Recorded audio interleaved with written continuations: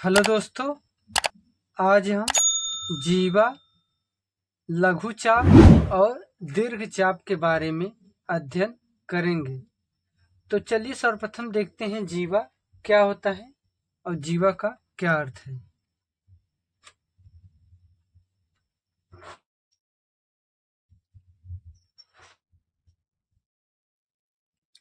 जीवा, जिसको इंग्लिश में कॉर्ड कहते हैं, कॉर्ड।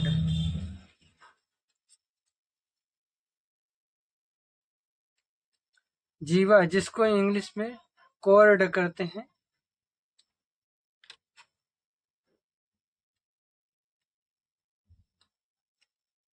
वृत्त पर स्थित वृत्त पर स्थित वृत्त पर स्थित किन्हीं दो बिंदुओं को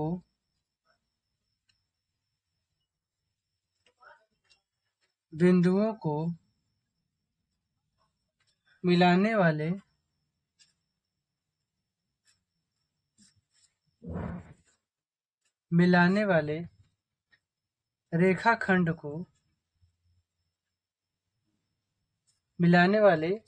रेखाखंड को वृत्त की जीवा कहते हैं। वृत्त की जीवा कहते हैं।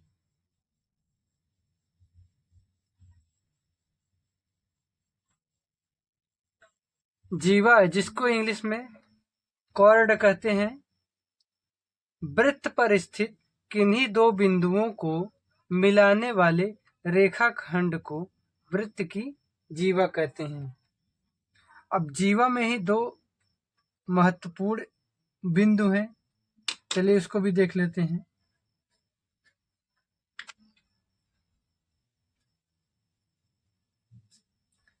वृत्त के केंद्र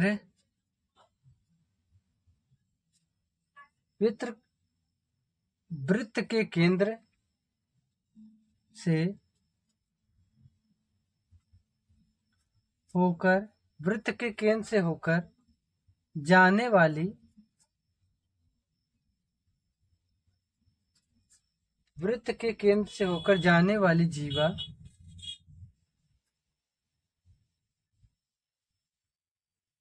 वृत्त का व्यास होती है।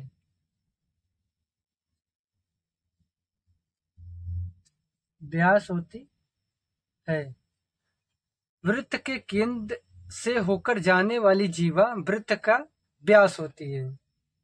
दूसरा पॉइंट देखेंगे।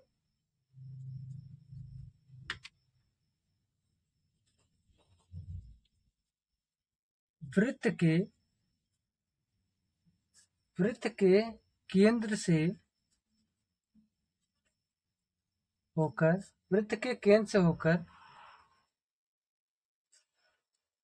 जाने वाली जीवा वृत्त की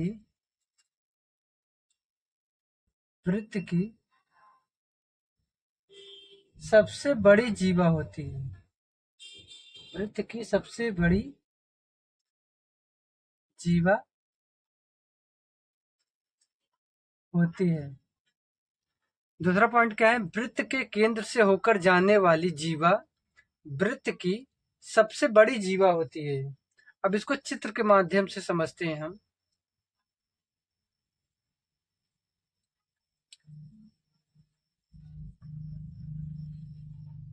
ये क्या है? ये एक वृत्त है। इसका मान लीजिए केंद्र ए है और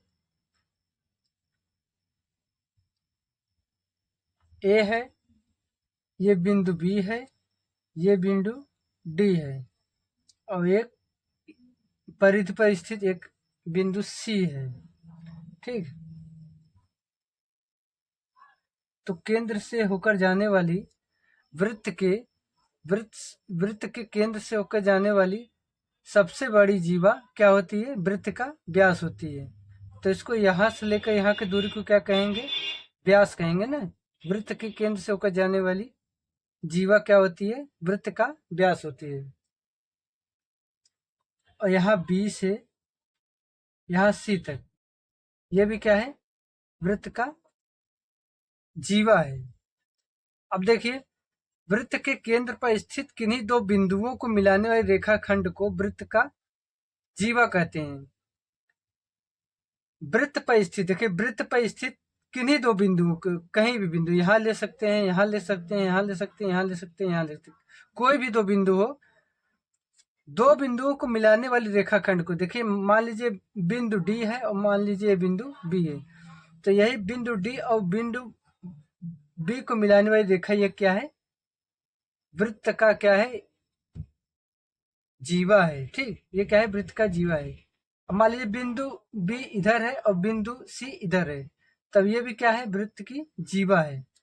मान लीजिए बिंदु इधर एक ई है, तो इससे इससे जो मिलाएंगे ये भी क्या होगा? वृत्त की जीवा होगी। तो कोई भी वृत्त पर स्थित कोई भी दो बिंदुओं को हम अगर मिलाते हैं तो क्या होती है? वृत्त की जीवा कहलाती है। तो यहाँ से यहाँ पर इस बिंदु से इस बिंदु को मिलाएं, वृत्त की जीवा होगी। इस बिंदु से इस बिंदु को मिलाएंगे, वृत्त की जीवा होगी। इस बिंदु से इस बिंदु तक मिलाएंगे, वृत्त की जीवा होगी। अर्थात वृत्त के परिध पर दो बिंदुओं पर, वृत्त के दो बिंदुओं को मिलाने पर जो रेखाखंड होती है उसे वृत्त की जीवा कहते हैं। अब देखिए दूसरा पॉइंट क्या है? वृत्त के केंद्र से होकर जाने वाली जीवा वृत्त का व्यास होती है। तो पिछले वीडियो हम आपको पढ़ाए थे ना, वृत्त का व्यास के बारे में हम पढ़ाए थे। केंद्र से होकर जाने वाली जीवा वृत्त का व्यास होती है। यह भी एक बिंदु से दूसरे बिंदु को मिलाते हैं, वृत्त पर एक बिंदु से दूसरे बिंदु को मिलाते हैं तो क्या है? वृत्त की जीवा होती है। तो ये जो वृत्त के केंद्र से होकर जाती है, वृत्त के केंद्र से होकर जाने वाली जीवा क्या होती है? वृत्त का व्यास होती है। तो वृत्त के केंद्र से होकर जाने वाली ये क्या होती है? जीवा वृत्त का व्यास होती है। ठीक। और दूसरा पॉइंट क्या है? वृत्त के केंद्र से होकर जाने वाली जीवा वृत्त की सबसे बड़ी जीवा होती है। और केंद्र से होकर जाने वाली जो जीवा होती है वो सबसे बड़ी जीवा होती है। चलिए अब देखते हैं लघु चाप और दीर्घ चाप क्या होता है।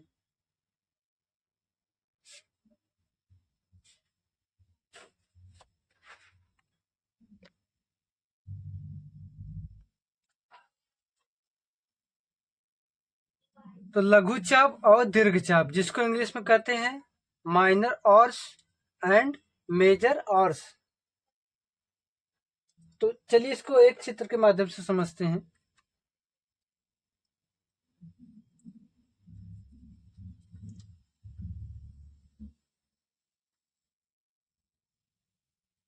ये क्या है? एक वृत्त है। यहाँ केंद्र पे ए है, परिध पे यहाँ पे ई है, ई बिंदु है। ये एक जीवा है BC, और यहाँ परिध पे एक बिंदु डी है। ठीक है।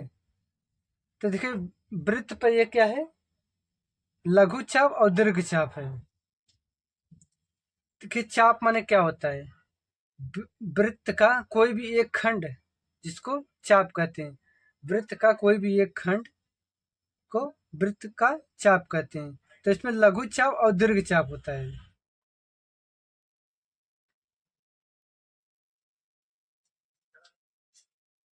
वृत्त के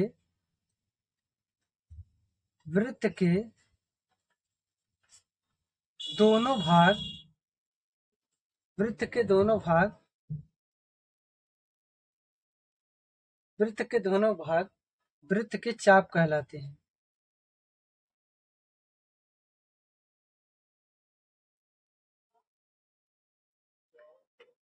वृत्त के दोनों भाग वृत्त के चाप कहलाते हैं। कौन सा दोनों भाग? एक देखिए भाग है बी, देखो यही चाप है। देखिए वृत्त का, देखिए एक ये चाप बन रहा है, ये लघु चाप है। ठीक। देखिए यहां से लेके यहां तक वृत्त का एक कोई छोटा खंड या वृत्त का कोई खंड वो चाप कहलाता है। ठीक, तो ये क्या है, एक ये जो बन रहा है ये क्या है, चाप है। ये वृत्त का क्या है, लघु चाप है, छोटा चाप है। और ये क्या है, वृत्त का दीर्घ चाप है। ये देखो बड़ा है ना, ये क्या है, ये बड़ा है ना, तो ये क्या है, वृत्त का दीर्घ चाप है। और ये क्या है, वृत्त का लघु चाप है। तो हम लिख सकते हैं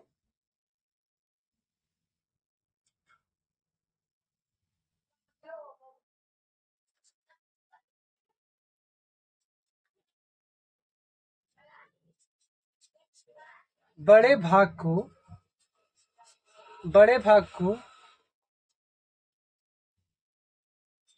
बड़े भाग को दीर्घ चाप और छोटे भाग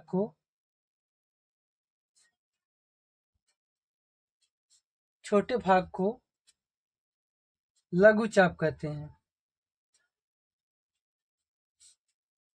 लघु चाप कहते हैं। अब इसमें है कि बड़ा भाग कौन है। बड़ा भाग क्या है, बी ई सी। बी ई सी, ये देखिए ये क्या है, बड़ा भाग है। छोटा भाग क्या है, बी डी सी। तो यहाँ लिख सकते हैं बी ई सी। बी ई सी ये क्या है, दीर्घ चाप है।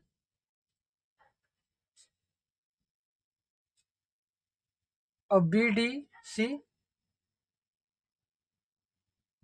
सी ये क्या है, लघु चाप है।